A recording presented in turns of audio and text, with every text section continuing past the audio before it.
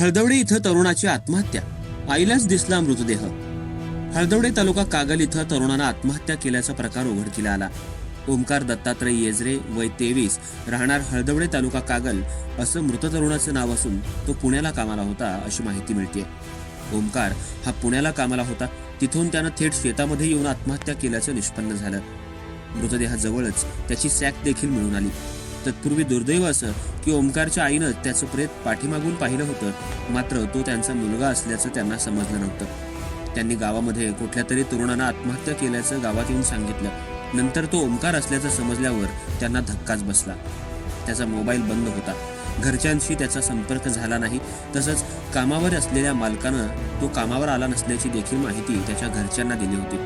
शेतामध्ये काम करणाऱ्या त्याच्या आईला आपला मुलगा हा कामावर असल्याचं वाटल्यामुळं समोर दिसलेला हा मृतदेह त्याचा नसल्याचं त्यांना वाटलं. त्यानं कोणत्या तरी नैराश्यातून आत्महत्या केल्याचं प्राथमिक तपासातून स्पष्ट होतंय. दरम्यान त्याच्या हातावर काहीतरी संदेश लिहिल्याचं दिसून येते, अशी माहिती मुरगुड पोलीस यांनी दिली. त्यानुसार पुढील तपास मुरगुड पोलीस करत आहेत. न्यूज शाहीसाठी मुरगुड प्रतिनिधी सर्जेराव भाट. ऐकलं, गोकुळची बासुंदी पुन्हा खावीशी वाटतेय.